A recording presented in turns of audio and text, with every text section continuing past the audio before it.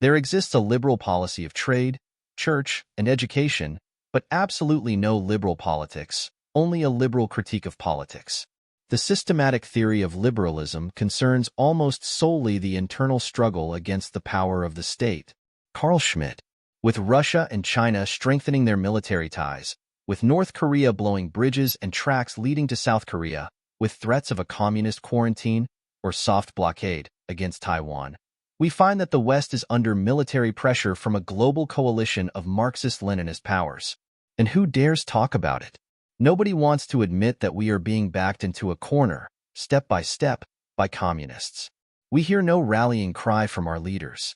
Some will talk against Russia, others against China, still others will mention something they call American Marxism, but hardly anyone puts the whole thing together. We are facing a coalition of countries which have, at their disposal, a vast fifth column inside the United States. Here, before me, is Trevor Loudon's book, Stealth: Kamala Harris's Communist Roots. Many of the details are stomach-churning. The Democratic candidate for president has been close to communists her whole life. She has been a helpmate to the communist movement. She is already the vice president of the United States, seeking to become the president. The fact that Russia is still run by not-so-closet communists, like Vladimir Putin, makes Harris even more dangerous, for she deceptively pretends to oppose Moscow when her ideology aligns with the old communist bloc. Internationally, the situation is going from bad to worse. Russian President Vladimir Putin is threatening the West with nuclear war. Of course, Tucker Carlson thinks Putin has been misunderstood. I wonder what there is to misunderstand in the brutality of someone who threatens nuclear annihilation against you for trying to stop yet another Ukrainian genocide. Tucker Carlson suggests, of course, that it is not Putin's fault. According to Carlson, the CIA is to blame. Shame on America and its spies. Like the pounding of a drum, the constant and steady theme is America's wickedness and stupidity. Many on the left blame America for racism, global warming, and exploiting the third world. Many on the right think America deserves to be wiped out, that America has provoked Russia. Behind this way of thinking, we find grand conspiracy theories involving Jews or globalists or bankers. The problem with conspiracy theory is the theory part. Empty speculation is used as a format for promoting grotesque disinformation. The target audience is titillated, disoriented, and demoralized by proofs of an elite conspiracy to exploit and pauperize the masses. Here is the ideal format for subverting society. Meanwhile, the communist movement advances at home and abroad. Only nobody notices. Everyone seeks elsewhere for the responsible villains. Speculation is piled on speculation as dots are misconnected. Too bad for the millions who are confused. For the communist conspiracy is not a matter of speculation. It is historical fact, and it was outlined by Vladimir Lenin in a work titled What is to be Done? Lenin outlined his plan for a conspiratorial socialist movement, and he took over Russia with that movement in 1917. Today we see various communist-led countries being helped by Moscow. Recently, we saw the communist dictator of Nicaragua verbally assailing the president of Ukraine as a Nazi. President Daniel Ortega of Nicaragua favors Russia because he knows that Russia is still ruled by communists. It is Ortega's international duty, as a comrade, to support Vladimir Putin. It is also the international duty of communist North Korea to send troops to the Ukraine front. And this is why communist China also helps Russia. Yet the West has not noticed the communist aspect to the war in Europe. We dare not begin to talk about this because it would inevitably lead to questions about communists in Washington, London, Paris, and Berlin. The truth of the situation must be told. The communist bloc has been revived. In fact, the communists have always been with us, masked by pseudo-democratic poses and free market reforms. According to communist defectors, the socialist camp has been following a long-range plan. It is a plan the West knows almost nothing about. Of course, we can see that America is being subverted. Yet we are forestalled from concluding that communists are the instigators. It has been drilled into our thinking that Reagan defeated communism. Meanwhile, conspiracy theorists divert us with references to the Bavarian Illuminati or shape-shifting reptilians or Bohemian Grove. Better to believe something completely crazy than admit the communists fooled us back in 1991. Here is an idea. Liberals do not like to admit they have enemies unless those enemies are fictitious. Talk about real enemies and liberals get scared. According to Carl Schmitt, true liberal politics denies the friend/enemy distinction. If you imagine an enemy, liberals will say you are paranoid. It cannot be helped, on the other hand, if the first question of politics is, who are your enemies and who are your friends? Liberals do not want to answer this question. They prefer to use money to convert enemies into partners. We can both get rich by trade, say the liberals. We can live in peace. There is some truth in this, but it is a partial truth. Liberals imagine they are playing a win/win game rather than a zero-sum game. The Chinese Communist Party leader Mao Zedong once asked, "Why sew up the businessman's pockets?" In other words, let the liberal businessmen get rich while communism acquires more power. This has been China's policy these past 30 years. The liberal thinks of himself as enlightened. He is in favor of peace and prosperity. He hopes to turn the world into a great big shopping mall. This tendency is not a conspiracy. It is part of the capitalists' win/win thinking.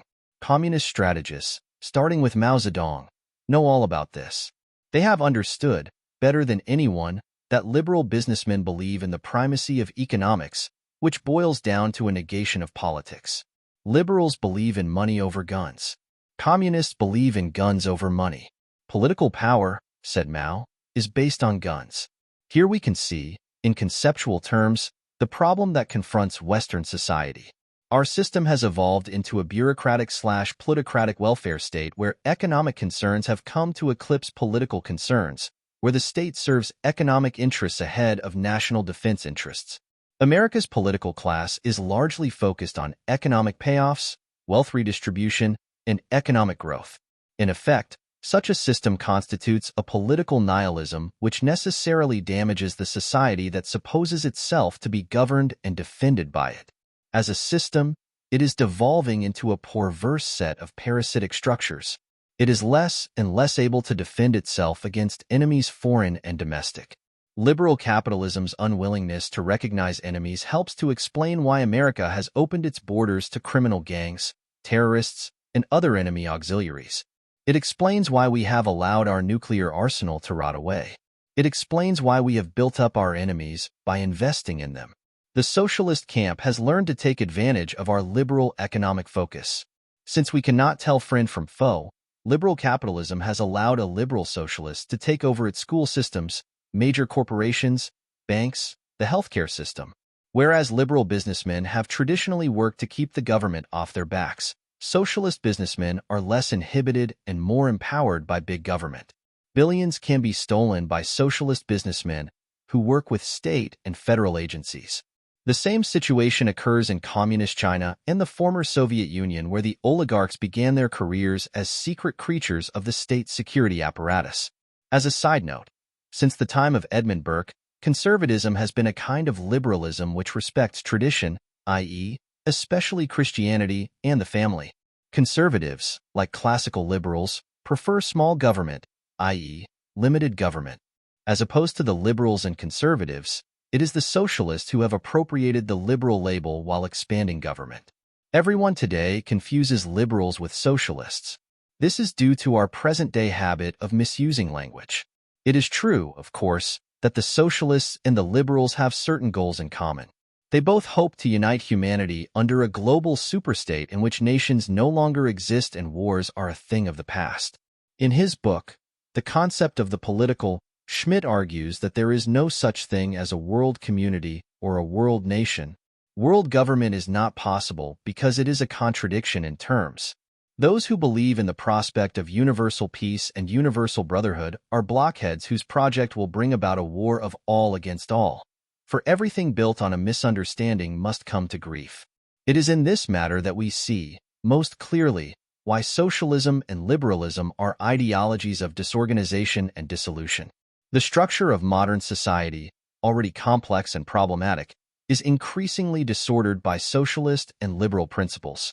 In attempting to make a world government, whether liberal or socialist, we find that the nation is intentionally undermined. Yet the nation-state is the most viable kind of state for the present age. It has been a vehicle of progress, freedom, and enlightenment. Furthermore, A nation that hopes to maintain unity must insist on the assimilation of alien elements. Contrary to liberalism and socialism, a nation that hopes to maintain order must have an appropriate system of authority grounded in wisdom and goodness. Do we find this system in Russia or China? Or do we find something better in the West? And yet, the West's moral qualities are debunked. Europeans are made to feel guilty. In fact, America is blamed by the socialists as the enemy of mankind. Why is America rich and powerful? The socialist says the Americans have been robbing the peoples of the Third World. America's destruction, therefore, is the only way to liberate the world from the chains of capitalism. This is where socialism is going, and it is ultimately genocidal. To tell billions of people around the world that the Americans have robbed them is not just an incitement to war. It is an incitement to genocidal war.